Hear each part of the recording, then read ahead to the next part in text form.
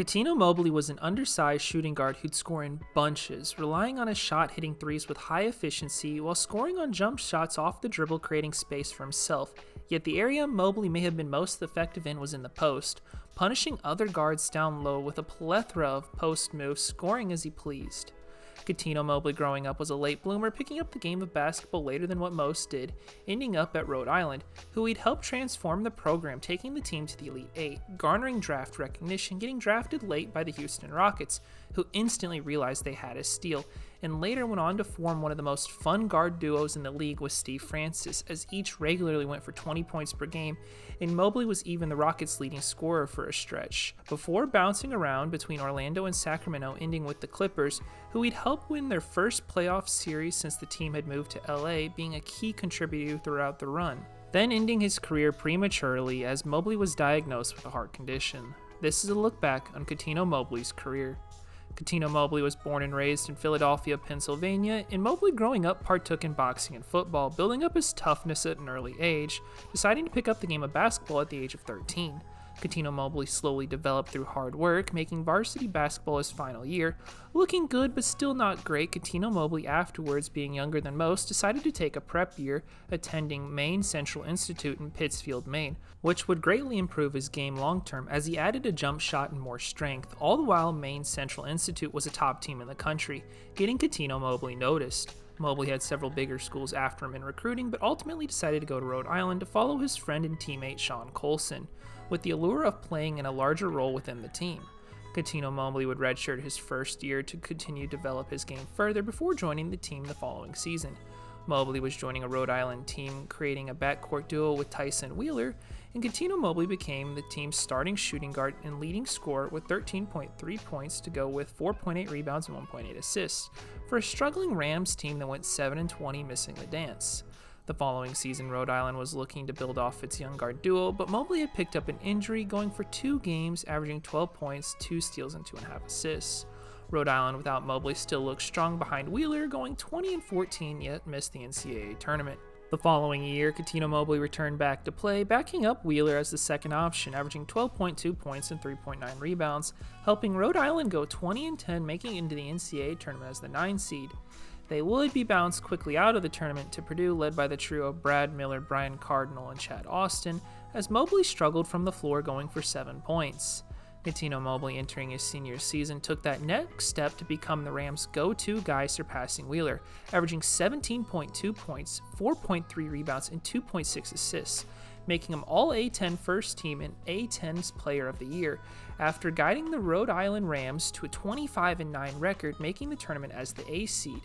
Round 1, Rhode Island took care of business against Murray State, setting up a Round 2 matchup against 1-seeded Kansas, headed by the duo of Paul Pierce and Rafe LaFrentz. Yet despite being big underdogs, Rhode Island entered the game confident, in particular Cuttino Mobley, who was challenged by his head coach, who said, "You want to make the NBA right? Then get me 30 points in a victory tonight." Cuttino Mobley went out and balled, with both Wheeler and him proving to be difficult for Kansas's guards, with Cuttino Mobley leading the team with 27 points, 5 assists, and 4 rebounds, upsetting 1-seeded Kansas. The Sweet 16 brought a matchup against a fellow Cinderella story with Bryce Drew and Valparaiso, and the game would be close as Mobley recorded a team-high 16 points before Rhode Island pulled away just at the end on an Antonio Reynolds-Dean basket, getting an Elite 8 matchup against Stanford, led by Arthur Lee and Mark Madsen. Rhode Island down the stretch looked like it was going on to win the game, being up 6 with a minute to remain, in parts due to Mobley's strong play, going for 20 points. All before Lee got hot down the stretch, sparking a comeback with a couple of baskets, then picking Mobley's pocket with the ball bouncing to Madsen, who would dunk it for an and 1. Rhode Island would have a chance to tie it up, though getting fouled for 3 shots, but Wheeler could not convert on all 3, sending Rhode Island home, with the game going down to be remembered as most as Rhode Island choking it away.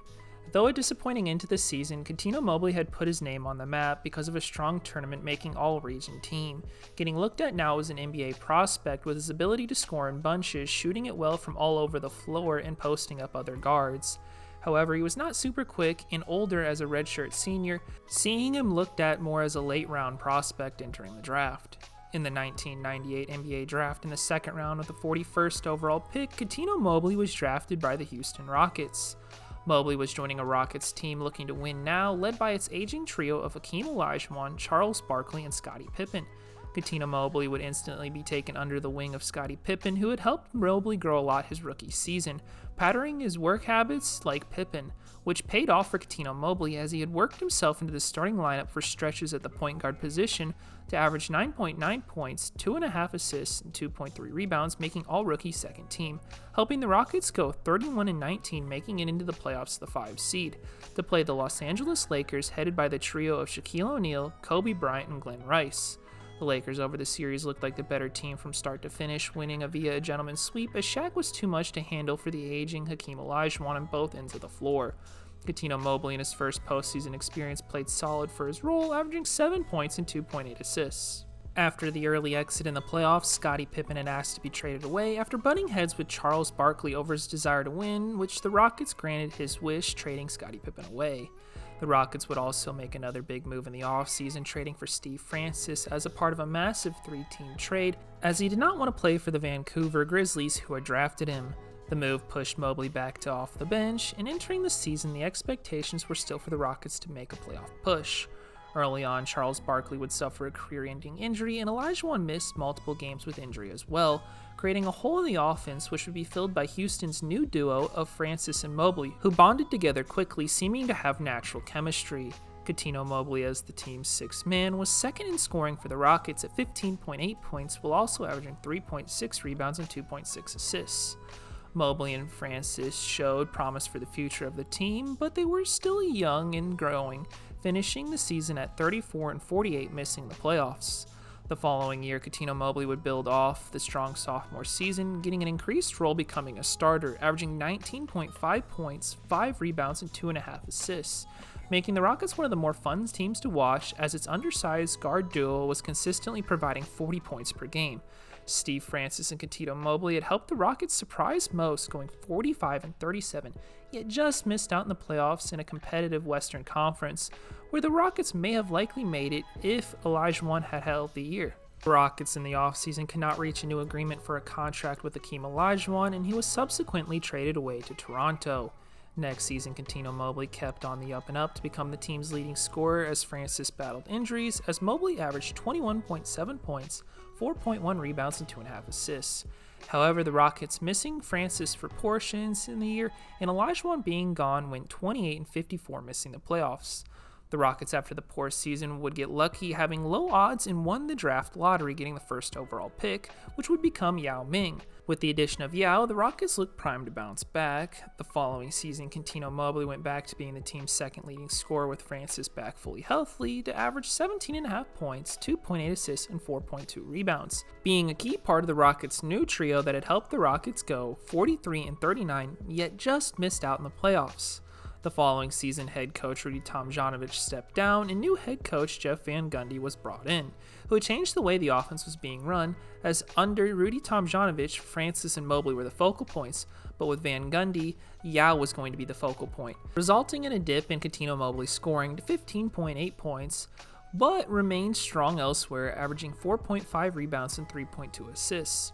The move to make Yao the focal point for the team by Van Gundy had worked, as the Rockets made the playoffs, going 45-37, getting in as a 7 seed, to get a matchup against Shaquille O'Neal, Kobe Bryant, and the Los Angeles Lakers. The Rockets would put up a strong fight, keeping games close against the Lakers, but when it mattered most, the Lakers relied on its star players and veteran experience the Rockets did not have, ending in the Rockets ultimately losing 4-1, with the one win of the series being Cuttino Mobley's best game, as he had gone for 21 points, 5 rebounds, and 5 assists. Over the series against the Lakers, Cuttino Mobley had looked good, but not great, averaging 14.4 points, 4.8 rebounds, and 2.8 assists. In the offseason, Tracy McGrady had requested a trade, and the Rockets were looking to move on from Steve Francis, as he was butting heads with Van Gundy, making them suitable trade partners in a deal which included Mobley. Cuttino Mobley was traded by the Houston Rockets with Steve Francis, Kelvin Cato, to the Orlando Magic for Tracy McGrady, Reese Gaines, Juwan Howard, and Tyronn Lue. Mobley was joining a Magic team led by Grant Hill, Dwight Howard in his rookie season, and Steve Francis. Cuttino Mobley would help the Magic get out to a hot start to the season, even being number 1 in the East.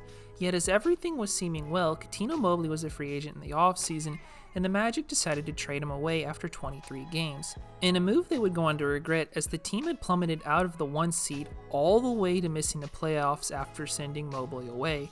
Cuttino Mobley was traded by the Orlando Magic with Michael Bradley to the Sacramento Kings for Doug Christie. Cuttino Mobley was on a retooling Sacramento Kings team that remained some of its core from its deep playoff runs in Mike Bibby and Peja Stojakovic.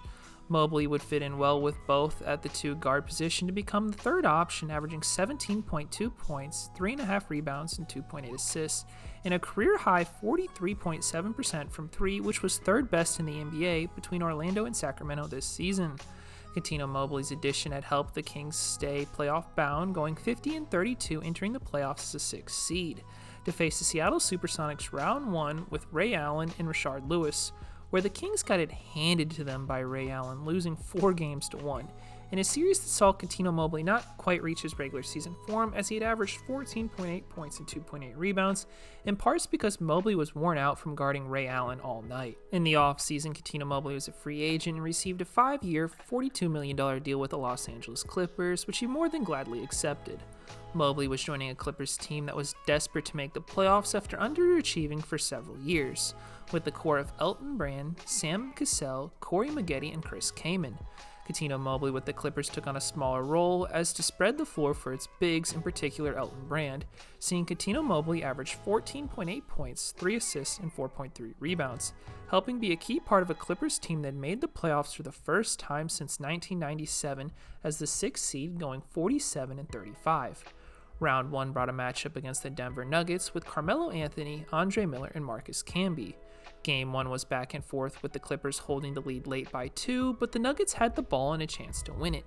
The ball, to no one's surprise, went to Carmelo Anthony as he was guarded by Mobley, who would make him bobble the ball initially, taking him off his rhythm, and he would miss the shot at the buzzer, giving Clippers Game 1 victory. The Clippers continued to ride the momentum they had built, taking Game 2 as Cuttino Mobley had recorded a game-high 21 points and even hit a half-court shot. The series going to Denver Game 3 saw the Nuggets rally behind the home crowd, winning thanks to Carmelo Anthony, even despite Kenyon Martin being suspended moving forward after arguing over playing time.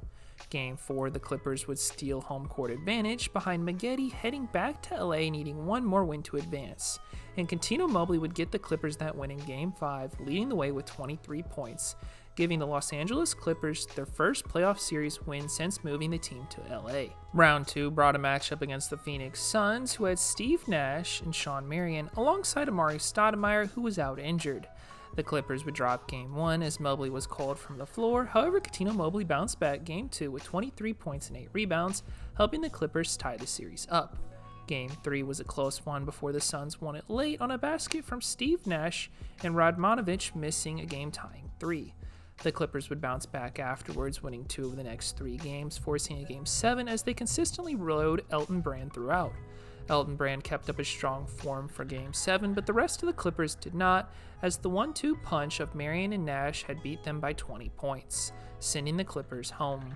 Cuttino Mobley was an integral part of the Clippers' postseason success, as they had upset Denver round 1 for their first playoff series win since moving the team to LA, with Mobley being the leading scorer multiple times before falling 1 game short of the conference finals as he had cooled off round 2, averaging 13.3 points, 2 assists, and 4.7 rebounds over the postseason. The Clippers had raised expectations of the fans and franchise entering next season. Cuttino Mobley played a similar role to the year prior, averaging 13.8 points, 2.5 assists, and 3.4 rebounds.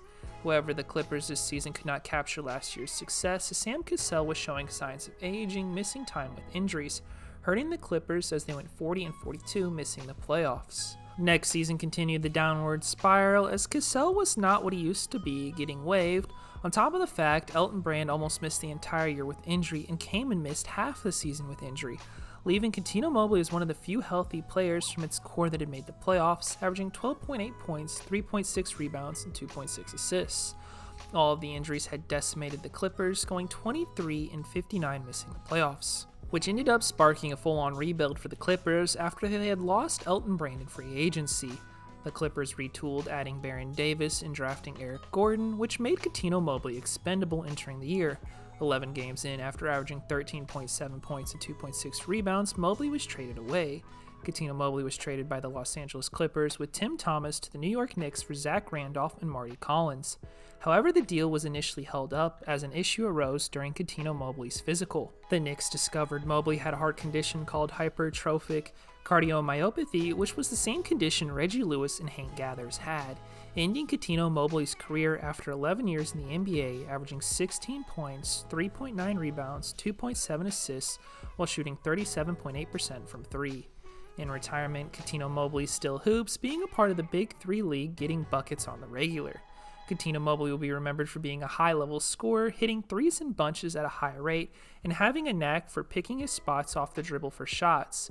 Mobley's most dominant thing, though, as a guard would be his post-up, being able to take guards down low who didn't know how to defend the post and got whatever look he craved down low, scoring the bulk of his points in the post while only standing at 6'4". Cuttino Mobley picked up the game later than most to start, ending at Rhode Island, where he helped turn around the program and took the team to the Elite Eight, helping Mobley get drafted by the Rockets, where he'd quickly earn his way into significant minutes and would form one of the most fun duos in the league to watch alongside Steve Francis, before bouncing around a bit, ending with the Clippers, who he would help win the first playoff series with the team being based out of LA, then ending his career after getting traded and a heart condition arose, forcing his retirement. Cuttino Mobley's career was all about basket after basket wherever he wanted. Thanks for watching this video on Cuttino Mobley's career. If you want to see any other videos about any other random players, leave them in the comments below, and I may or may not decide to do them. Who knows? Thanks again for watching. This has been Skid Denver.